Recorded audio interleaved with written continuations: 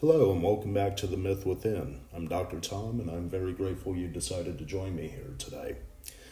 This week we're going to continue our exploration of the Myth of Daedalus, and really we're going to take a look at it from the perspective of how we need to teach children to acquire their own skill set, especially as it relates to passing on specific sets of skills that'll help them not only become successful in adult life, but navigate both the pros and the cons, the stresses, both the positive and negative stresses that adult life will provide any one of them. And so, in the myth of Daedalus, his son Icarus is almost in his way. It reads, so he set to work to fabricate wings for himself and his young son Icarus. He wrought feathers together, beginning with the smallest and adding larger so as to form an increasing surface. The larger ones he secured with thread and the smaller with wax, and gave the whole a gentle curvature like the wings of a bird. In this story, flight's going to take place. King Minos is guarding the sea and guarding the land, and so it allows only one perspective to escape from the labyrinth, and that's by air.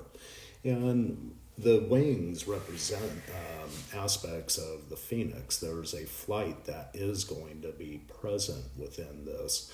And in essence, we strive to undertake that psychological flight, and it's a very future-oriented perspective. However, what happens within this is that there's a lack of grounding that's present here. He utilizes perishable materials that to build the wings out of, which creates the means from which the actual tragedy of this story takes place. And as he builds the wings as if it's a bird, Icarus is not yet grounded enough to know the true dangers that could lie within flights of fancy. The larger ones he secured with thread and the smaller with wax, and gave the whole a gentle curvature like the wings of a bird. Icarus the boy stood and looked on, sometimes running to gather up feathers which the wind had blown away, and then handling the wax and working it over with his fingers, by his play impeding his father in his labors.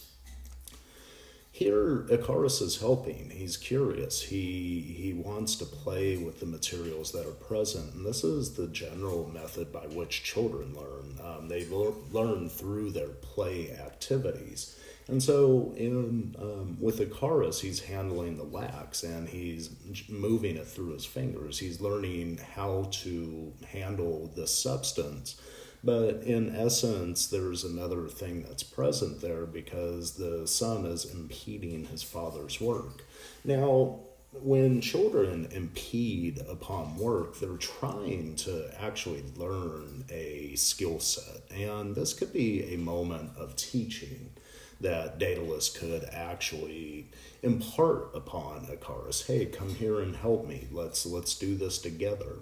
Children learn through emulation. They learn through play, and anyone who has a child knows that their child will begin to mimic them.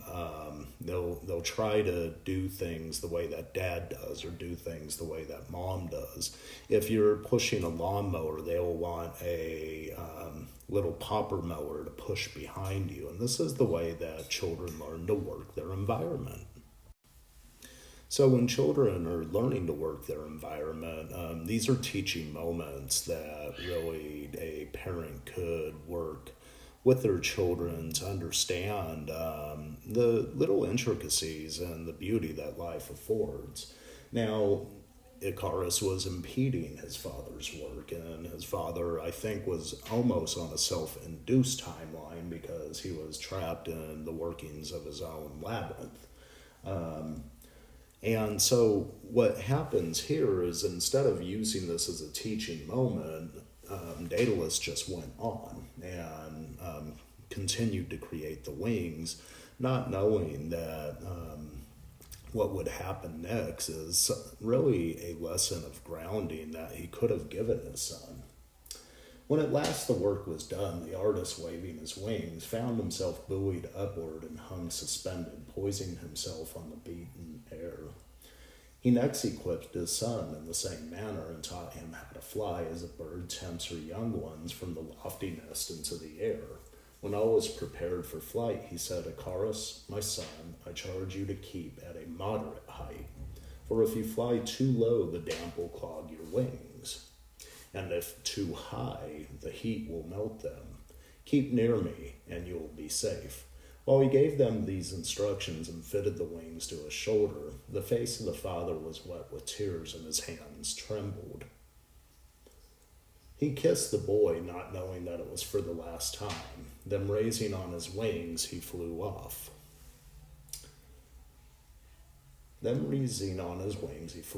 Encouraging him to follow and look back from his own flight to see how his son managed his wings. As they flew, the plowman stopped his work to gaze, and the shepherd leaned on his staff and watched them, astonished at the sight and thinking they were gods who could thus cleave the air.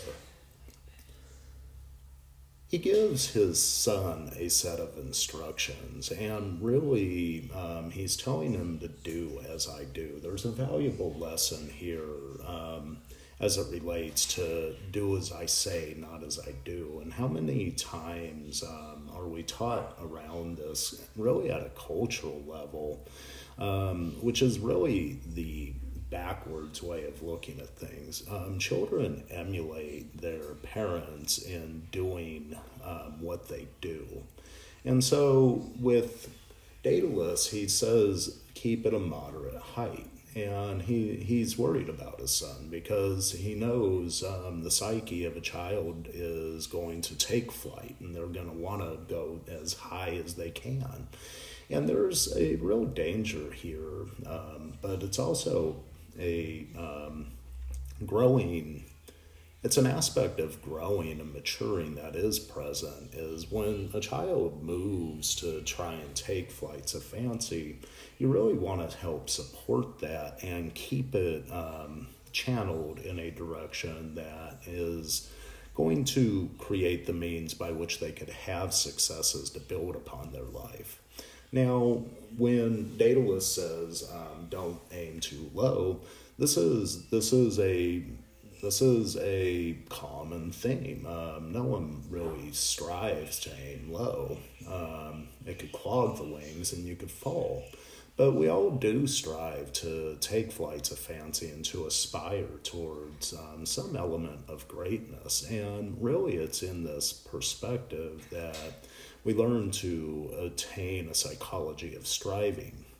Now, what we want to do is begin to modify this into a psychology of arriving. Now, Daedalus said, don't fly too high, don't fly too low, but he wasn't aware that his son was going to do his natural course, which is common for the childhood psyche to take this flight of fancy. And so he looked back to see how his son was managing his wings, and he was managing fine at first, but as the last part of the paragraph shows, as the plowman stopped his work to gaze and thinking they were gods who could thus cleave the air.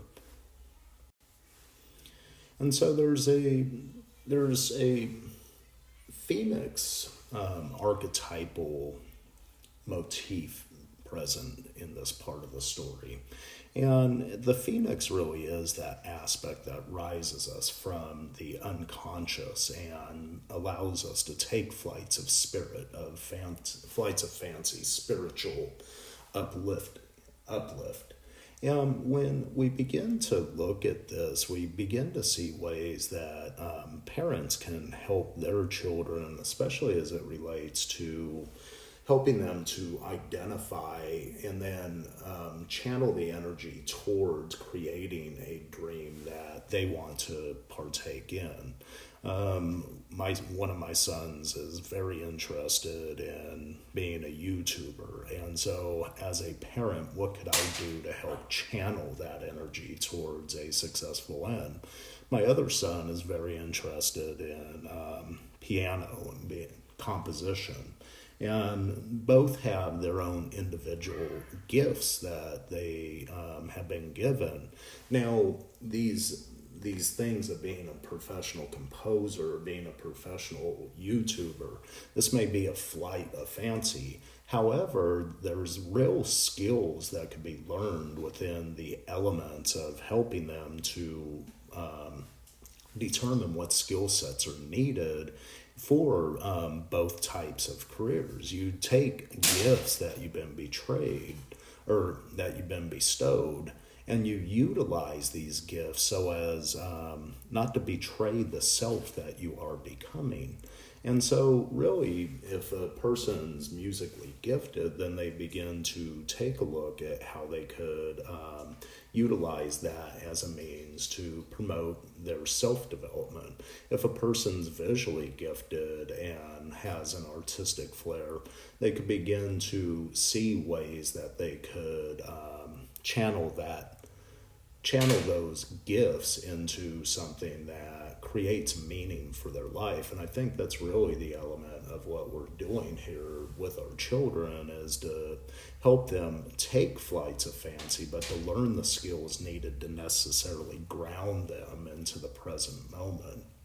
As we see within the story, Icarus is a little bit playful still, and he still has that flights of fancy. He loves to work with the wax and play with it and work it in the wings. However, we could sit there and ground that into the actual skills needed of helping him to emulate aspects of his father, Daedalus, who was a master crafter and the creator of King Minos's labyrinth. And so I really want to thank you for joining me on this journey as we explore the myth of Daedalus and his son Icarus. And I really want to wish you namaste, and may blessings find you this week as you advance confidently in the direction of your dreams. Have a good day.